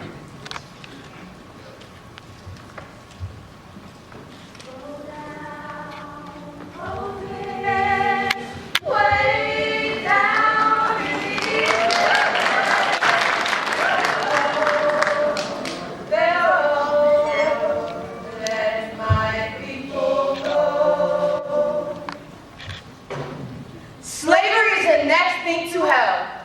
I grew up like a neglected weed, ignorant of liberty, having no experience of it. Then I was not happy or contented. And I prayed to God to make me strong and able to fight. And that's what I've prayed for ever since. I had reasoned this out in my mind. There was one of two things I had a right to, liberty or death. If I could not have one, I would have the other. For no man should take me alive. I should fight for my liberty as long as to welcome me to the land of freedom. I was a stranger in a strange land. And my home, after all, was down in Maryland. Because my father, my mother, and brother and sisters and friends were there. But I was free. And they should be free. I was a conductor of the Underground Railroad for 8 years. And I can say what most conductors can't say.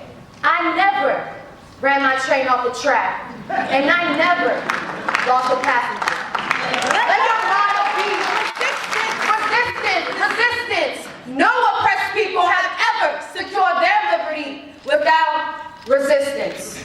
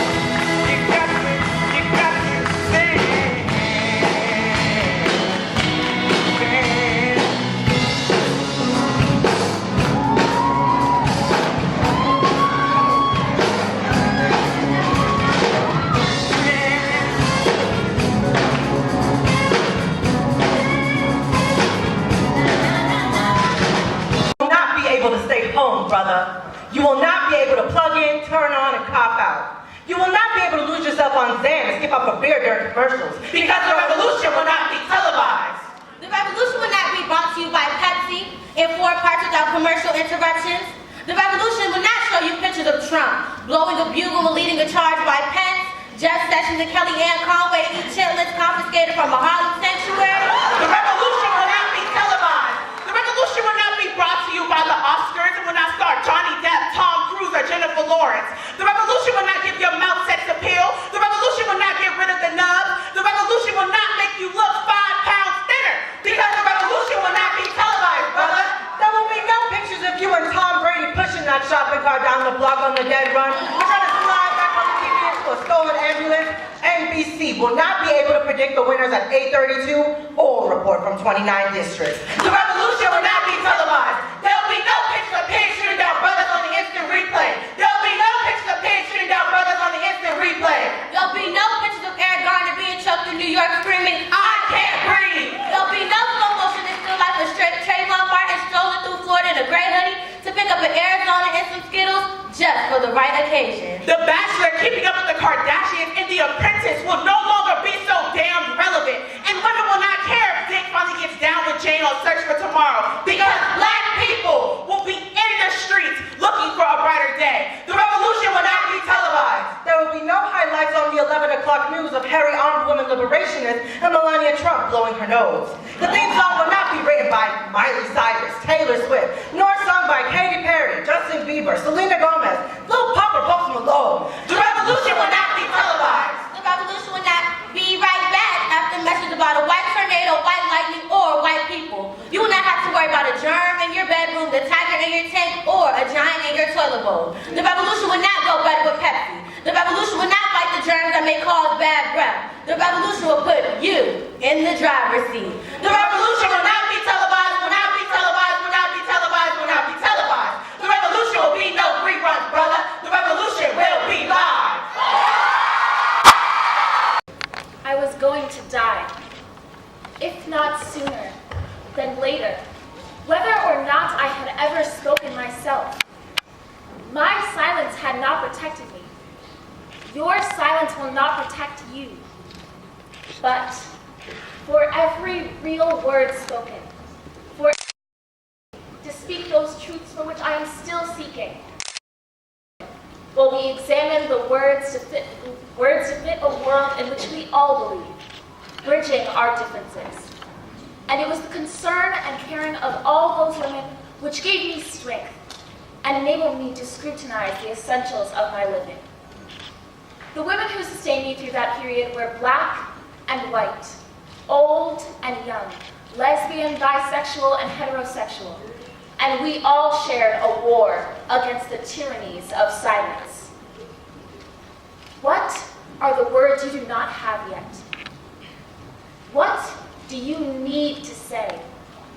What are the tyrannies that you swallow day by day and attempt to make your own until you will sicken and die of them still in silence? Perhaps, for some of you here today, I am the face of one of your fears. Because I am black, because I am a woman, because I am a lesbian, because I am myself, a black woman warrior poet doing my work, come to ask you, are you doing yours? And of course, I am afraid. You can hear it in my voice, because the transformation of silence into language and action is an act of self-revelation, and that always seems fraught with danger. But you're never really a whole person if you remain silent, because there's always that one little piece inside of you that wants to be spoken out. And if you keep ignoring it, it gets madder and madder and hotter and hotter, and if you don't speak it out, one day it'll just up and punch you in the mouth. In my house, we celebrate the Feast of Kwanzaa, the African-American Festival of Harvest, which begins the day after Christmas and lasts for 7 days. The third day, and its principle, Ujima, collective work and responsibility, the decision to build and maintain ourselves and our communities together, and to recognize and solve our problems together. The fact that we are here and that I speak these words is an attempt to break that silence and bridge some of those differences between us. For it is not difference which immobilizes us, but silence. And there are so many silences to be broken.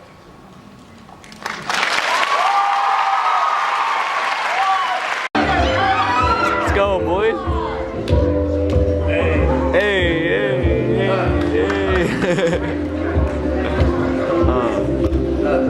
I wrote this first week from a clean heart.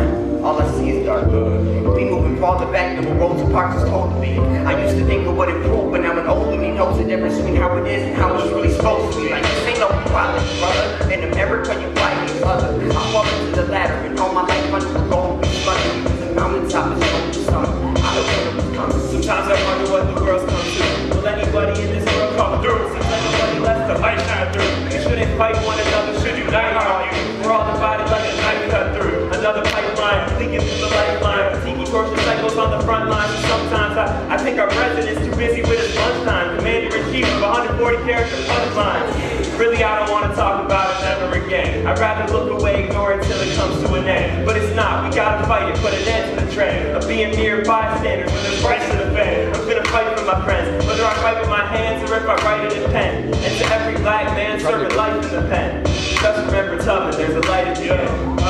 Okay, why are y'all bitter, man? Why are y'all mad? 2018, my bro's getting that cash. I know that the heat isn't been looking bad, but don't worry, cause bad times will pass like, hey. My blessings flowing in like a dare broke, hey. Got my light shining like a lamppost, hey. My family's eating good like it's Nando's, hey. So shout out to all those who have paved the way, cause man, they were brave. If it weren't for them, we couldn't stand on this stage. There's a handful of things that we still need to do. I'm dreaming like Martin to awaken the youth, all truth. I'm never lying on this beat. Attitude like Rosa Parks. I ain't giving up my seat. I ain't living to retreat. I'm just aiming for improvement. People coming up, I should just enjoy the movement. Hey, but wait, so what? Another martyr departed? Oscar Taylor, Tanisha, Michael Esselin Garner. You get convictions and charges, no matter hardened or harmless. Cause nowadays, regardless, we walk around, but it's hard to smell it. I mean, the kid's got a point. He's telling the truth. I can't say I don't agree with him too, but think about it. This a message we gonna leave to the youth. You ain't seeing my view. No, I do, but you acting like we haven't improved. Consider this, dude. We still putting Tubman on the money, eh? Kanye West and Oprah gonna be running 2020. And Bobby and the people still hit this money, Why you think all of our people always running from police? Watching history repeat, fortifying my beliefs, and I ain't even really woke. Y'all just vote that. I'm not sleeping, I'm just living the dream. I mean, we all agree the same different. We're in the same play, doing different scenes. We're in the same league, just on different teams. Oh, you're right, it ain't perfect, but it's always improving. And if I'm stuck in the past, then I can stick with the movement. If we get to relax, then what we have